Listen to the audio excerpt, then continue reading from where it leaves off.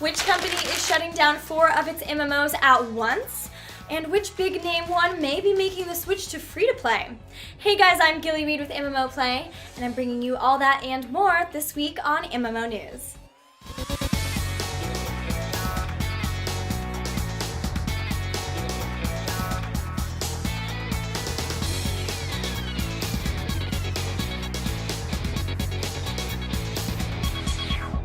Rift's Echoes of Madness patch launched on Wednesday, bringing about the return of the deranged god Achilleos as he stirs anew in the depths of Hammerknell.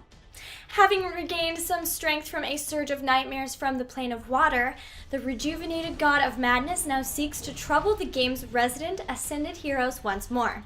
He'll lure them to the cursed home of the dwarves, where they could meet their doom. Hammerknell is already one of the game's most iconic raids, so this latest update should keep its popularity high as it introduces even more challenges and adventures. The dungeon has been modernized to accommodate the new combat system and class design, with boss fights reworked. For good measure, all fights have been infused with a new mechanic. Some frustrating aspects, such as the upper floor of the matron, have also been reimagined. Designers have said that all these upgrades were done while retaining what players loved about the dungeon, namely its feel and story flavor. The update also rolls out a revamped wardrobe system, improved instant adventures, and other upgrades and fixes. Are you enjoying all Echoes of Madness has to offer? Leave a comment and let us know. Avast ye landlubbers! World of Warcraft is getting a nautical makeover as part of its latest patch. Details from the public test server have been posted so that gamers can see what's around the corner content-wise. The biggest part of patch 6.2 is the introduction of a new zone, the Tanaan Jungle. The invasion of Tanaan Jungle finds the players taking the fight to the Iron Horde. This new zone is unlocked by players constructing a shipyard. New daily quests are available in Tanaan to acquire shipyard resources and more. The zone also features open world questing with rare creatures and hidden treasures. Another feature of the latest patch is the ability to construct shipyards to undertake naval missions. Gamers will need a level 3 garrison in order to build a shipyard, which is started by reporting to your garrison and accepting the War Council quest. Ships built in the shipyard can then be sent on naval missions, which are still early in development. There's also a new raid, the Hellfire Citadel. This towering fortification features 13 deadly bosses. And for those players who are no longer challenged by dungeons, the patch introduces mythic difficulty. Be sure to check out our website to find the complete notes for patch 6.2. It seems that United Front Games have been getting quite a bit of feedback on their Triad Wars beta. The developers have taken note, and Wednesday's April update seems to rectify some of these concerns. An interesting tweak to the game concerns its AI. The bad guys will now play favors against the players, with low-level enemies more likely to use pistols and high-level foes, literally bringing out their big guns. If the bad guys decide on melee combat, they will now use melee weapons such as knives and cleavers. And speaking of cleavers, the update nerfed that powerful weapon. The developers stated that they'll love the cleaver as the iconic weapon of the game, but it was a bit silly. They believe raiding shouldn't be about hopping and endlessly cleaving people in the forehead. Other changes include 20 new items in the game shop, improvements to the raiding UI and tutorial flow, and friend referrals. Check out our website to read the full post of all changes.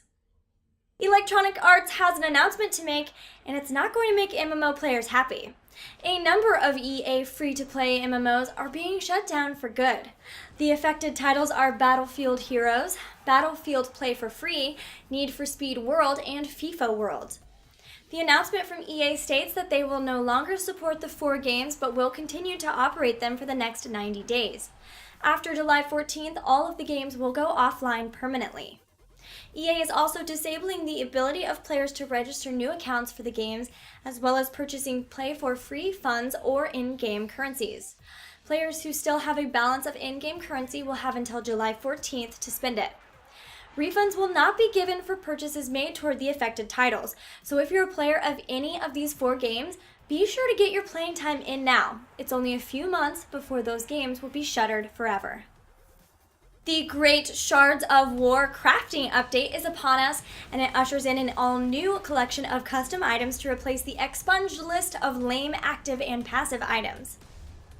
Big Point has completely revamped the game's crafting system, giving each Sentinel more fine-tuned and useful items. But the crafting revamp is but one sliver of the major changes packed in the new update. The game is trying out a new targeting priority system to prevent perennial tower diving. Towers now pose a greater threat as they will target enemy Sentinels that are dealing damage to friendly Sentinels in range. Battlefield healing also becomes more of a strategic option than a sure path to victory, with developers changing how healing pads work. They now provide periodic healing buffs that can be picked up instead of constantly healing while standing in the zone. To boot, the lineup of heroes expands with the reveal of the 17th playable character. She's Caliber, the dimension-hopping interrogator, who wields a sneaky interrogation sphere and destructive pair of guns. She can dash in and out of combat, dealing enough damage to assassinate a target, or even multiple targets before blinking out to the backline. What do you think of the latest Shards of War update? Are you a fan of Caliber? Let us know in the comments below. Are you up for harder challenges, Arc Hunter? The Defiance Alcatraz content update is now live and leads Arc Hunters to the prison island with its seemingly overwhelming number of threats and bounties.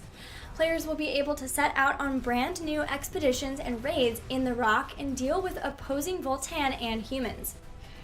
The expeditions feature is one of the most anticipated in this update, giving players the option to team up and tackle a gauntlet of co-op matches. Enemies become tougher with each succeeding round, but the rewards scale enough to convince Arc Hunters to persevere through the punishment. The update also activates the Cyber Rigs feature, which brings more granular character customization to the game.